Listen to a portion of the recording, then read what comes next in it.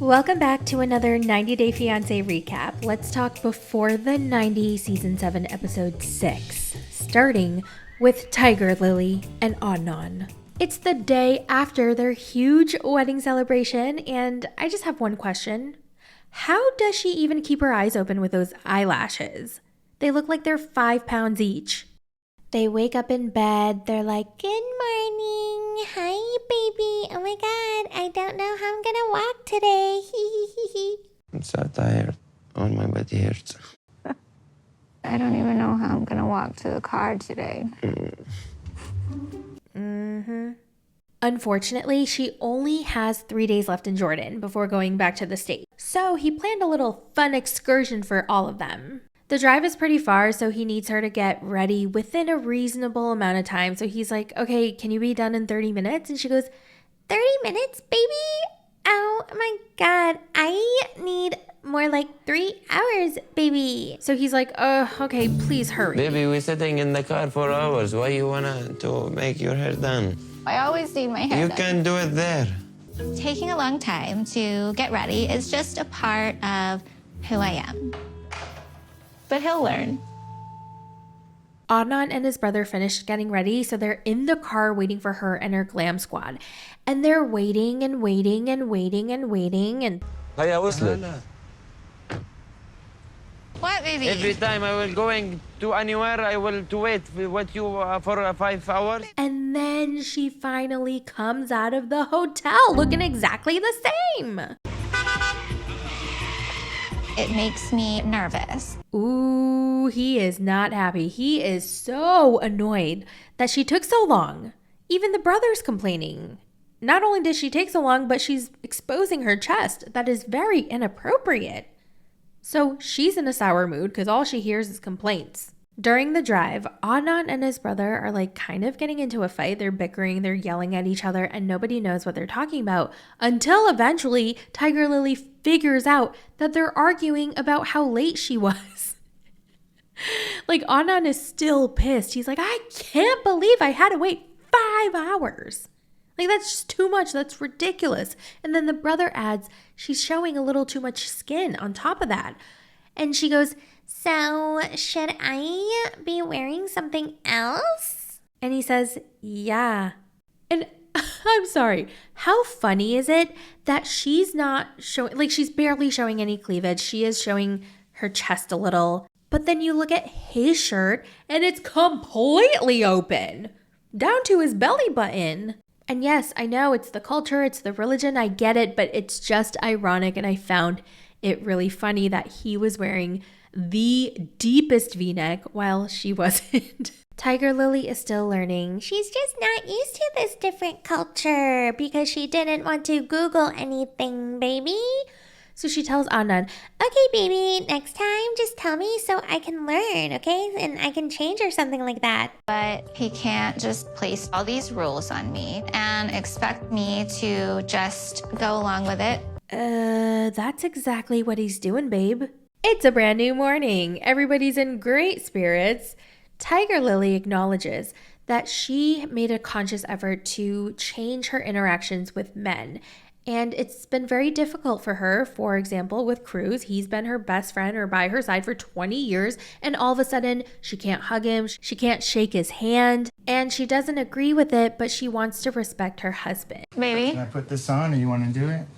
out of respect for my husband, I've changed how I interact with men. I just don't think you know how awkward It's hard. it is in the But US. just tell them you have like a Muslim husband. But then she sees Adnan shaking Shay's hand. So she's like, "Baby, you're allowed to shake Shay's hand, but I'm not allowed to shake Cruz's hand? That's not fair." Wait, so you're allowed to shake girls' hands, but I can't shake Cruz's hand? I guess we can shake hands now, Cruz.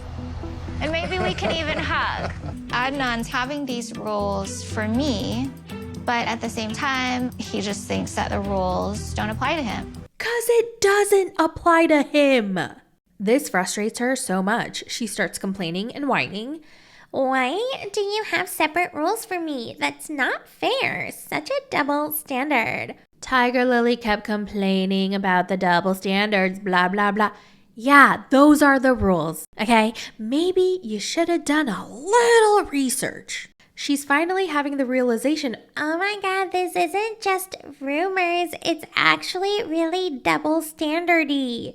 yeah, I'm glad you know now. Tell me These like are this. your rules. These aren't even my rules. Why would I be making up my own whatever? This is your thing. So you make me so angry and so stressful. I it's can't your do fault. anything now.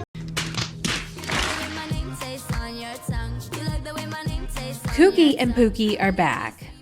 And this, I don't know if I'm over analyzing this or overthinking this, but did anyone else think it was so forked up for Kooky to make an eye appointment for Chitty? Because apparently he hadn't been to an eye doctor in 10 years. So she thinks with all these medical advances that the world has made that he might just get his vision back.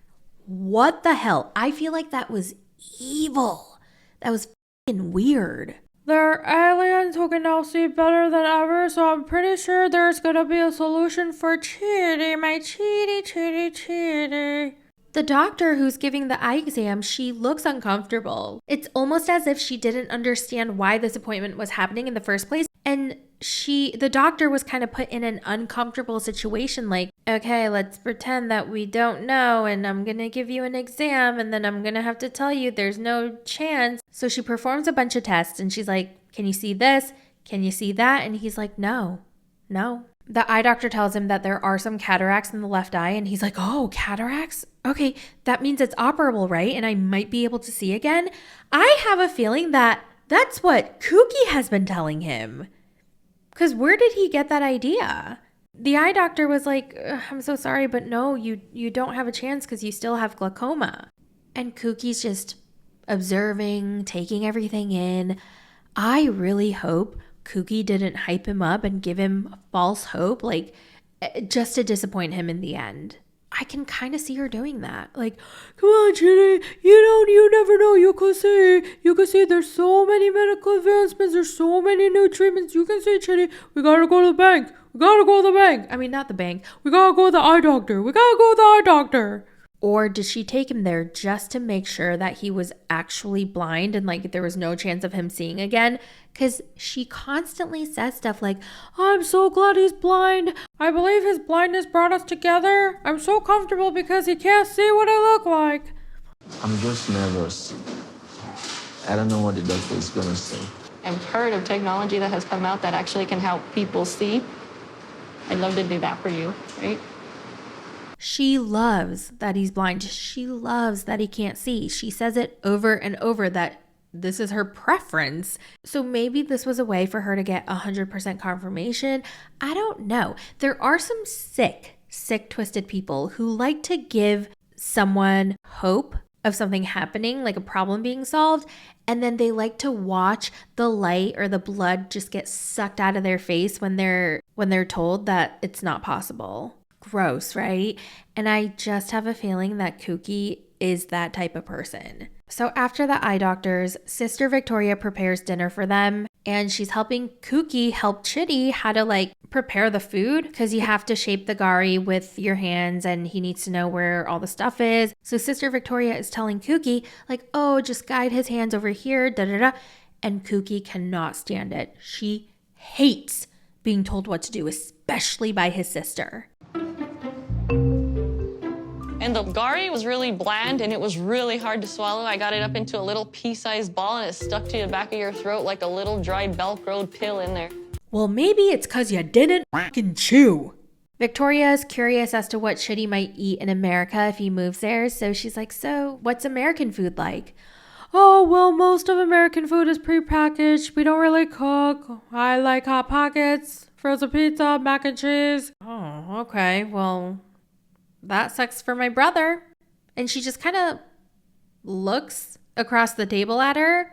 And I don't know if she has resting bitch face, but Kooky thinks she's giving her the death stare. Why are you looking at me all angry? Like you want to put me on the grill like the chickens? Sister Victoria's like, I'm not looking at you anyway. But you're looking real evil. Like the way you look at those chickens. Let the chickens live. Honestly, I'm really sick of her getting into our business. Why do you look so angry? I'm not angry. No, but I see you all the time, and I'm just saying, like, throughout this whole time, you've been looking real angry. Apparently, she cannot stand all the negative energy that Victoria is emitting. So she wants to leave. She wants to get out of the house and she wants to get a hotel room and have Chitty come with her. Dinner with Chitty's family last night was really tense. 'Cause of you! You did that. You made it tense.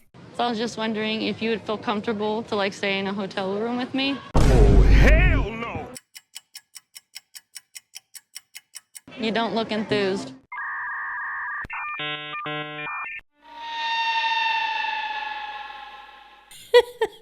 Tell me you want to say no without telling me you want to say no. Are you kidding? Why the would he go to an isolated area, okay, to a bedroom that you can lock, knowing that you're batshit crazy? He obviously says no because he was like, no, that's irresponsible, that I would break my celibacy with you being in the room with me. Like, that's just too much temptation. And she shuts him right up. She points at him. She kind of, like, she doesn't get in his face, but it's very aggressive. And this just brought me right back to Angela and Michael. She is Angela 2.0.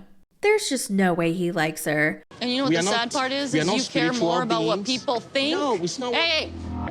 You understand? Well, I'm not gonna come to your beliefs because I'm far beyond Your little beliefs. And I don't think he's afraid of being seduced by her. I think he's afraid of getting killed by her. She's fucking insane. She is scary. There's something not right in her head. Lauren apparently had no idea that getting the Gluck Gluck 5000 could lead to the clap. By the way, you guys told me that's what I should call it, the clap. I have no idea why. I don't know what that means. I did not Google it because I didn't want some weird stuff to pop up into my search history.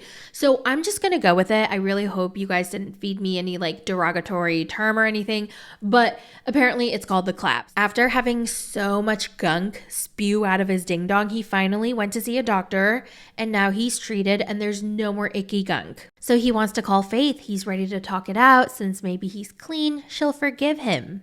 But before that, he wants to get the advice from his bestest friend in the whole wide world, aka his ex-wife. She obviously understands why Faith would be upset that he got the clap from getting the Glock Glock 5000 from someone who was not Faith while they were dating. Yeah, she can put the pieces together. And he just goes, I don't know. I already told her I was sleeping with other people. I guess she didn't know that sleeping meant boinking. And he has a smile on. Oh, I just want to smack that smile off his face.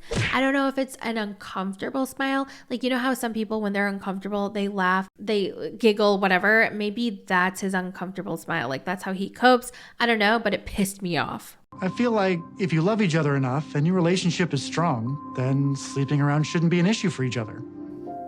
What? Oh, sweet, sweet Faith. She goes to her friends to get her nails done and her energy and vibe are so off. Her friends immediately know something's wrong. And they're like, what's wrong, Faith? You have to tell us. Something is obviously so wrong. And she immediately breaks down. She starts crying and her friends are crying with her. I'm not sure if Lauren can fix this. I don't know if I can ever forgive him. Niles and Matilda finally meet in person, and damn, they have the most chemistry out of everyone this season.